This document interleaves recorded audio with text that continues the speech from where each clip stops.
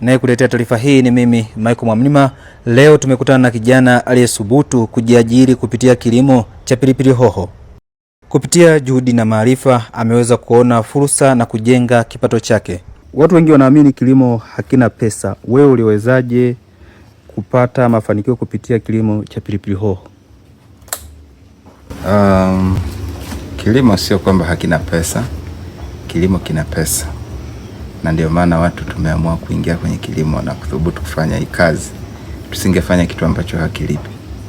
Kwa hiyo nadhani ni uelewa tu wa watu kwamba hakuna pesa kwenye kilimo, lakini naweza nikasema mfano mdogo kwamba hakuna mtu ambaye anaishi bila bidhaa inayotokana na kilimo. Watu wanaishi kwa sababu wanakula, na wanakula kwa sababu vinatokana na kulima. Na hata hivyo kama wanakula, sio kwamba wanapewa bure, wananunua. Na hilo ndilo soko letu sisi wakulima. Kwa hiyo kilimo kina faida. Na ndio maana tunaendelea kulima hivi. Na hizi pilipili hoho faida yake ni kwamba ni kweli kwa soko la ndani haziuziki. Wengi bado hawana uelewa wa kuzitumia. Hasa hizi za rangi. Wengine wamezoea kutumia zile za kijani. Lakini hizi tunatumia sana kwenye mahoteli makubwa ambako kuna watalii, na pia nyingine zinaenda nje ya nchi. Ulianza kilimo ukiwa na kiasi gani cha fedha? Historia yangu ya kilimo nilianza nikiwa na mtaji mdogo sana, lakini kwa hiki kilimo kinachotumia vitalu nyumba vinahitaji uwekezaji mkubwa mwanzoni, hasa kwenye ujenzi wa majengo haya. Kwa hiyo mimi, kwa sababu uzuri ni fundi mimi mwenyewe wa kujenga haya majengo, kwa nilianza kununua vifaa kidogo kidogo. Nilianza na kukusanya milunda, nikanunua neti, kiasi chochote ninachokipata kinafanya kazi fulani. Nikanunua nylon, hizi polyethylene cover za juu. Mwisho wa siku nikajenga. Kwa ujumla wake kinahitaji mtaji mkubwa, ila uzuri wake mimi kwa sababu ni fundi, basi ilinisaidia kukusanya vifaa kidogo kidogo na hatimaye kufikia hatua. Kwa mtaji ambao naweza nikasema, siwezi kusema hela kamili, lakini hata 100,000 kwangu ilikuwa inaweza kufanya kazi, kwa sababu nilikuwa ninaweza kununua kitu fulani. Misumari tu ningeweza kununua hata kwa 50,000, ikawekwa pembeni. Mwisho wa siku nilipokusanya vifaa vyote nikaendelea. Ni kweli kuna mtu anaweza kujiajiri na kuishi vizuri kupitia kilimo? Ninasema sana tu inawezekana, tena kuliko hata ajira akiamua, kwa sababu ni swala la maamuzi na hobi ya mtu. Akishajikita, unajua kwenye maisha kuna mtu mwingine bila ajira haishi. Yeye anasema mimi nimesoma ili niajiriwe. Lakini mimi hapa nilipo nina elimu yangu, nimesoma. Nimemaliza degree ya ualimu. Ila sijaenda kwenye kazi wala sijahangaika kuomba kazi za ualimu. Nimejishughulisha zaidi na kilimo. Na nina enjoy kipato changu, ni kizuri. Kabla ya kuanza kilimo ulikuwa unafanya nini labda kipindi cha nyuma? Nimewahi fanya kazi kwenye shirika. Of course mpaka sasa nafanya kama volunteer. Na hiyo ndio ilikuwa fursa yangu ya kupata mtaji wa kuanzia hobi yangu ambayo nilikuwa nayo. Ndoto yangu ya kilimo ilianza muda mrefu, ya kwamba nataka nije niwe mkulima lakini wa kisasa. Sio kulima kile kilimo cha nje kwa eneo kubwa kipato kidogo. Nalima eneo dogo lakini napata kipato kikubwa. Greenhouse kama ina square meter kama 250 au 300. Lakini naweza kuingiza pesa nzuri kabisa. Zaidi hata ya mtu mwenye eka ya mahindi. Au nikaweza kulingana na mtu mwenye eka 2 za viazi kwa kipande kidogo hiki cha ardhi. Tukio gani lilikufanya uamue kuingia sasa kwenye kilimo rasmi? Niseme cha kwanza kwangu mimi ni hobi. Nilikuwa napenda, kama nilivyosema. Nilikuwa ni hobi yangu toka zamani nikiwa nasoma, niko sekondari. Wakati tunasoma masomo yale ya greenhouse effect kwenye geography, niliona ile kwamba greenhouse effect unaweza ukaitumia pia kwenye kilimo, kwa maana ya teknolojia ilienda zaidi, watu wakatengeneza greenhouse kwa ajili ya kilimo. Kwa hivyo na mimi nikasema okay, kama ndivyo hivyo, na kwa elimu ile niliendelea kujifunza zaidi kwamba unaweza ukalima padogo ukazalisha pakubwa zaidi. Na hicho ndicho ambacho nilitamani mimi nisijitese sana kama vilimo vya nje, kwamba nilima padogo nizalishe kikubwa. Mazao yetu ya ndani yanatumia zaidi space ya juu, lakini greenhouse hii kupitia polyethylene cover ya juu inasaidia kuepusha mionzi ya jua na kufanya mmea kustawi na kunawili vizuri. Kwa hiyo hapo ndipo hobi yangu ilipoanza kilimo. Mimi of course ni mtoto wa mkulima kwa historia yangu. Kwa hiyo ile asili pia haijaondoka. Wazazi wangu ni wakulima. Na mimi nikaamua nilime lakini kisasa. Japo umesema kwamba una elimu yako, watu wa karibu walikuchukuliaje unaposema kwamba unaingia kwenye kilimo? Ninachoelewa Watanzania wengi hususan vijana hawapendi kilimo. Na hivyo ninaweza kusema kwamba si kila mtu alinielewa. Mwingine anaweza ukaona kama unacheza fulani kama mchezo fulani au unafanya kitu ambacho hakiwezi kuwa na manufaa. Kama nilivyosema, wengine wengi sana akiwa na elimu kama hata hii ya kwangu anachotamani yani kwenda kuajiriwa. Lakini kwangu mimi ilikuwa ni tofauti. Mimi niliona kwangu kilimo inaweza ikawa ni bora zaidi. Kwa nitumia fursa ya mtaji mdogo nilionao kuwekeza, na nilianza na greenhouse moja, sasa nina greenhouse 7. Je, ni mbinu gani muhimu zinazofanya upate mavuno zaidi? Cha kwanza ni kujifunza. Waswahili wanasema elimu haina mwisho. Kwa hiyo pamoja na kwamba mimi sio bwana shamba, lakini saizi ninaweza nikasema hata watu wengi wananiona kama bwana shamba, kwa sababu pia wengi nimewapa elimu, nimewajengea hizi greenhouse, lakini pia nimewaelekeza namna kulima. Kwangu mimi ninaamini sana katika kujifunza. Nimekuwa nimeshikamana sana na mabwana shamba waliosomea hizi kazi, na unajua experience makes perfect. Kwa kuzoelea vile vitu na practice, au wanasema practice make perfect ya. Nime practice kwa kujifunza, lakini sasa ninaweza kuhudumia mwenyewe. Kwa vivyo hivyo ambavyo ninaweza kuwasaidia na wengine kupitia elimu yangu. Kwa hicho kimenisaidia kulea hata hizi hoho, kama unavyoona hoho 3-4 zinaingia kilo 1 zinafika, na kufanya soko langu kuwa zuri zaidi. Kwa kwanza, mkulima labda anaweza kaanza na shamba ukubwa kiasi gani kwenye mfumo huu wa greenhouse? Uzuri kwamba kama nilivyosema mimi ni fundi. Kwa hiyo huwa hatuchagui size ya kujenga. Tunachoangalia ni uwezo wa mtu. Yeye mwenyewe ana uwezo gani. Tunasema hata kama angekuwa anaweza kujenga square mita 200 ambayo labda ni sawa na 10 kwa 20 au square mita 100 bado anaweza kujenga, au hata square mita 50 bado anaweza kujenga. Ni uwezo wake ambao unamruhusu kufanya ujenzi huo na size hizo kutokana na uwezo wa kiuchumi. Lakini pia point nyingine ni eneo. Mtaji wa kwanza ni ardhi kuliko pesa. Pesa unaweza ukapata, lakini akiwa na eneo ndio kitakachomsaidia zaidi. Hata sisi tukamshauri pia kwamba jenge size gani. Pesa unajua kuna taasisi zinakopesha, anaweza kakopa akafanya, ila kwanza awe na eneo, awe na hobi ya kufanya hicho kitu, ndicho ambacho kitamsaidia. Je, mapato na soko yapo kwenye upande wa hizi pilipili? Mapato si haba kama ambavyo nimesema. Tumeamua, tumethubutu na tunaendelea na hiki kilimo, kina faida. Na ndio maana nimesema nilianza na greenhouse 1 na sasa namiliki greenhouse 7. Of course eneo langu limeisha, lakini ningetamani kuongeza. Lakini soko lake kwa soko la ndani kama kwa mkoa wa Njombe hatuwezi kuuza, kwa sababu wengi wamezoea hoho za kijani. Hizi hoho za rangi zina faida sana kiafya, hasa kwenye vitamini C ambayo ni kubwa zaidi kuliko hata zile za kijani. Na hivyo soko tunapata zaidi kwenye mahoteli makubwa au mikoa yenye mahoteli makubwa kama Dar es Salaam. Na hata sasa sisi tunauzia Dar, lakini pale inaenda zaidi kwenda hata nje za nchi kama Dubai, zinaenda Zanzibar na maeneo mbalimbali, maeneo yenye watalii na maeneo yenye mahoteli makubwa. Okay.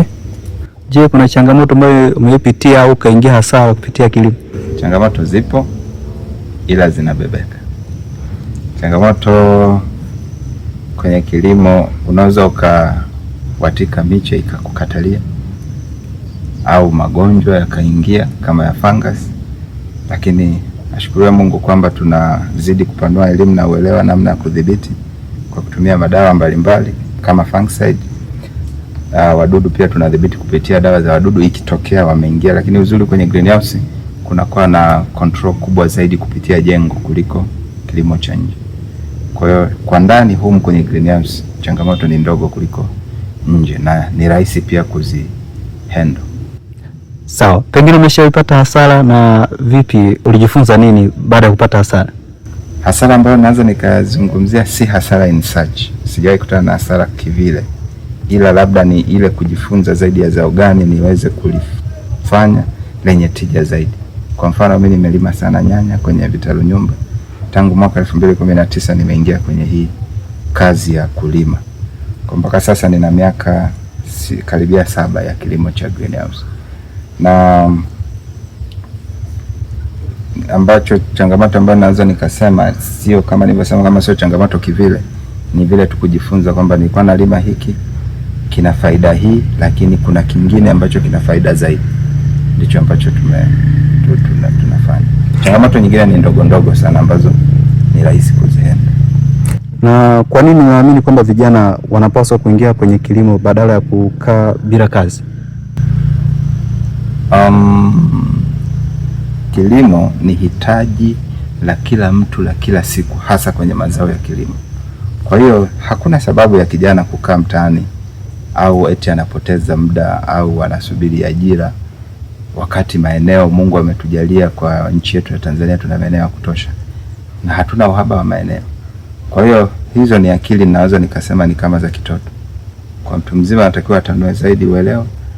Shida kubwa nyingine ni uvivu tu, ambao naweza nikasema vijana wengi kitu kinachowasibu ni uvivu wa kutokuthubutu na kufanya kazi. Wanapenda vitu vyepesi vyepesi, pesa nyepesi nyepesi, na ndio maana wengine wanaingia kwenye wizi. Lakini fursa zipo kwenye kilimo, na vilimo viko vya aina mbalimbali. Sio lazima alime tu hizi hoa au alime kupitia kitalu nyumba. Kuna vitu vingi, hasa kwa mkoa wetu wa Njombe, kuna vitu vya kutosha ambavyo kijana anaweza akalima na akatoka kimaisha. Sawa. Pengine leo hii kama ungepata nafasi ya kuzungumza na vijana 1,000,000 leo hii, ungewaambia nini kuhusu kujituma katika kilimo? Jambo kubwa la pekee ambalo ninaweza nikasema wajifunze kutoka kwangu. Hata kama nimefanya kwa sehemu ndogo, lakini pia kuna kitu wanaweza kujifunza. Hata angekuwa 1,000,000. Namshukuru Mungu, mkuu wa wilaya hapa aliwahi kuleta vijana kama 300 walijifunza kutoka Makambako na Njombe.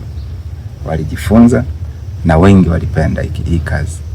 Kwa hiyo shida nyingine ni kwamba watu hawako exposed kujua nini kinaendelea wapi. Kwa light kama hata wangekuwa wanathubutu hata kusema nikajifunze kwa mtu fulani, au wapi kuna fursa, au wapi naweza nikajifunza, inaweza ikamsaidia mtu kutoka kwenye maisha na kulalamika. Wengi wanalalamikia serikali, sijui haijatufanyia hiki, hatujafanya hiki. Ni akili pia za kitoto ninaweza nikasema. Wakati kuna namna ambayo anaweza akafanya na akatoka. Vipi mpaka sasa tuko ulikoanza kwenye hiki kilimo, na sasa upo kwenye hali gani mpaka kipindi hiki tunapozungumza? Toka nimeanza mpaka sasa kwa miaka hii nilionayo ya kazi hii, sina majuto, ninafurahia na ninasonga mbele. Mambo ni mazuri, nimejenga, nina usafiri wangu, na nataka kufanya maendeleo mengine na mashamba ya parachichi mengine, na na focus ya maendeleo mengine zaidi. Kitokea kuna taasisi au ajira serikalini imetoka, unaweza kaenda ukaingia kuajiliwa? Inategemeana. Masharti yangu pia lazima yazingatiwe. Niwe na muda wa kuzingatia miradi yangu, lakini pia niweze kufanya kazi pia. Kwa hiyo siwezi kusema nitakubali au nitakataa. Lakini kuna kazi nyingine ambazo zinaweza zikanishikilia kwa muda mrefu, naweza nisikubali. Uhuru wako kati ya kwenye upande wa ratiba zako za kazi na pale ungeajiliwa, unaona wapi kuna uafadhali au kuna kutia we faraja na kuwa huru zaidi? Kwangu mimi kwenye shughuli yangu nayoifanya ya kilimo ninaipenda zaidi kuliko hata kuwa chini ya ajira ya mtu, kwa sababu mimi pia nimeajiri watu. Umeajiri vijana wangapi? Kwa sasa kuna mtu mmoja anayefanya kazi hapa, lakini na vijana ambao wanafanya kazi kwa siku. Kuna wakati mwingine utakuta vijana 4 5 nafanya nao kazi na walipa. Kwa nikisema mimi nitoke au niache kazi yangu hii, manake nimeathiri na maisha ya wengine. Una neno gani la mwisho la kuambia vijana ambao wanasita, wanatia mguu ndani kuingia kwenye kilimo afu wanatoka, wanaingia wanatoka, unawaambia nini? Jambo kubwa ambalo linahitajika kwa mtu ambaye anataka kufanya maamuzi, cha kwanza lazima adhamirie. Kwa kufanya kitu na kuacha ni kubipu kitu ambacho hakiwezi kumsaidia na hawezi kutoka kupitia hicho. Kwa na wengi wanaogopa changamoto. Unaweza ukaingia kwenye kitu ukakutana na changamoto ukafikiria kuacha. Si jambo jema. Kwa ukiamua kuanza kitu, kiweke kwenye mpango kazi mzuri, unaangalia kabisa faida yake ni nini mwisho wa siku, then focus kwenye hicho kitu. Changamoto ukikutana nazo, kabiliana nazo, songa mbele. Ndicho ambacho mtu kinaweza kumsaidia. Lakini akisema mtu anaingia kwenye kitu akakutana na changamoto akaacha, haiwezi kumsaidia. Anaweza kujaribu vingi vikamshinda na akawa anapoteza muda. Labda pengine hizi hoho unaweza kuvuna kwa kipindi cha muda gani baada ya kuanza tu kutoa mavuno? Hoho inavunwa ndani ya mwaka mmoja kuanzia siku ile ya kuvuna, lakini unailea kuanzia kupanda mbegu hadi kuanza kuvuna kama miezi 4. Alafu pale mavuno mpaka mwisho inapomaliza ni mwaka mmoja. Kwa mfano hiyo imepandwa imeanza kuvunwa mwezi wa 11 mwishoni. Kwa tunatarajia kuivuna mpaka mwezi wa 11 mwaka huu. Kwa mwaka mmoja tutakuwa tunaendelea kuvuna. Sawa, pengine kwenye hii greenhouse moja kipimo yake ni kiasi gani, na pia zinakaa kwa mfano matuta mangapi na hoho zinakaa ngapi? Greenhouse kama hii tuliopo hapa, kwa sababu hapa na greenhouse tofauti za size tofauti. Hii hapa ni ya kati, tunasema ina mita 10 kwa 30, sawa na square mita 300. Inachukua miche 1000 kwa spacing ya 60 cm 60 kati ya shina na shina, lakini katika kila tuta kuna mistari miwili. Kwa wastani wa miche ni 1000 hadi 1100, na ina uwezo wa kutoa kilo kwa wiki. Mimi nimezoea kuchuma mara 2, lakini mwingine anachuma mara 1. Kwa wiki unaweza kupata hata kilo kuanzia 150 mpaka 200. Pengine mwingine kuna kitu unakificha, mwingine akitaka kujua kwamba labda inaweza kawa inacheza kwa dola ngapi au kwa shilingi ngapi za Kitanzania. Ninaweza kusema inategemea na soko linatembeaje kwa wakati huo, ila kuingiza kwa wiki anaweza mtu akaingiza minimum kuanzia 500,000 kwa wiki? Kwa wiki moja. Kwa hiyo kumbe kilimo kina pesa. Kilimo kina pesa. Sawa, pengine kwenye greenhouse leo tumezungumzia kuhusiana na pilipili hoho. Pengine kuna mazao yote mengine ambayo unayazalisha katika greenhouse hizi? Ndio. Ninazalisha tango pia. Kwa sasa nimejikita zaidi na mazao mawili, tango na hoho. Lakini hapo nyuma nimekuwa nikilima sana pia nyanya za greenhouse. Unajua mazao ya greenhouse ni special yako maalum, mbegu zake za humu ndani tofauti na zile za nje. Kwa nimelima sana nyanya kipindi cha nyuma, na sasa na nimejikita zaidi kwa vitu viwili. Si kwamba sitalima nyanya, possible nikaja kulima tena, lakini pia kwa ajili ya crop rotation kwenye mazao haya. Sababu huwezi kulima kitu kimoja mfululizo miaka yote. Lazima uje ubadilishe zao lingine kwa ajili ya kurekebisha udongo na kufubaza wadudu au magonjwa ambayo yanakabili zao fulani. Kwa sasa tunavyoongea nina mazao mawili tu, tango na hoho, ila tango nimemaliza kuvuna hivi karibuni, nimepanda nyingine ambazo ni ndogo. Pia umesema kuna huduma ambazo unazitoa ikiwemo kutengeneza hizi greenhouse. Vipi, pengine mtu mwingine atavutiwa na hii huduma yako, unamwambia nini? Kwamba gharama zako zipoje na nini kinahitajika afanye ili uweze kumfanyia kazi? Tangu naanza hizi kazi na kuwasaidia watu, nasema kuwasaidia kwa sababu gharama zangu zimekuwa karibia nusu ya gharama halisia za wengi wanavyofanya. Kutokana na hii nilifanya kutokana na changamoto niliyoipata mimi mwanzoni kabisa wakati naanza nilikuwa na karibia kufeli kulingana na gharama za ujenzi zilivyo. Kwa nilivyoona vile nikajifunza watu wengi sana wanatamani pia kuingia kwenye kilimo cha greenhouse. Ila shida wakitajiwa gharama wanagaili. Wanajua hela nyingi sana. Kwa hiyo mimi nikaja na mbinu namna gani naweza kupata material, lakini nikamsaidia pia mtu kwa namna nyepesi ili aweze kutimiza ndoto zake. Na of course nimewasaidia watu wengi sana.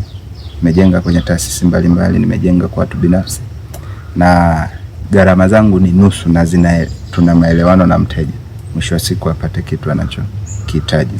Zaidi na mfungia na mfumo wa maji kwa ofa, lakini pia namsaidia na elimu ya kilimo bure pasipo gharama yoyote. Angeweza kulipia consultation fee ya kuelekezwa, lakini namsaidia bure kama mteja. Na hata sasa na wateja wengi ambao pia wako wanahitaji hii huduma ya kujengewa. Gharama zake zipoje kwa kulingana na eneo? Kwa mfano kama Njombe tunaona kwamba upatikanaji wa miti ni nafuu, bei nafuu, na pia hata hali ya hewa ni tofauti na mikoa mingine, jua haliwaki sana kama sehemu nyingine. Labda kwa Njombe tuona tupe uhalisia, hali halisi ya Njombe na sehemu nyingine mtu akiwa anataka kuitengeneza. Mazingira ya Njombe bei iko chini zaidi kwa sababu pia miti iko mingi. Of course gharama ya miti haiwi kubwa sana kama kuliko hizi material nyingine ambazo tunaagiza kutoka nje, lakini kwa ujumla gharama zangu ni fair hata mikoa mingine, na nimejenga mikoa mbalimbali. Nimejenga Songea, nimejenga Njombe, nimejenga Mbeya, nimejenga Iringa na maeneo mengine, Dodoma nimejenga.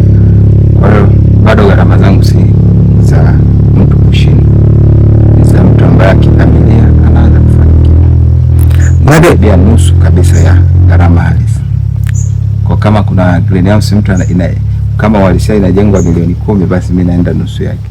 Kama inajengwa inategemea na size, kwa sababu gharama za greenhouse ni inategemea na size na aina ya greenhouse. Kuna maeneo mengine mtu anahitaji tujengee nguzo za chuma, mjumba, tunajenga, tunaelewana. Mwisho wa siku anapata kitu anachokihitaji. Sawa. Tunaona kwamba kwenye nchi yetu kuna kanda tofauti, mazao yanakubali maeneo tofauti, mazao tofauti yanalimwa nchini. Unadhani mazao gani ambayo yanapendekezwa zaidi kulimwa katika vitao hivi kama hivi vya greenhouse?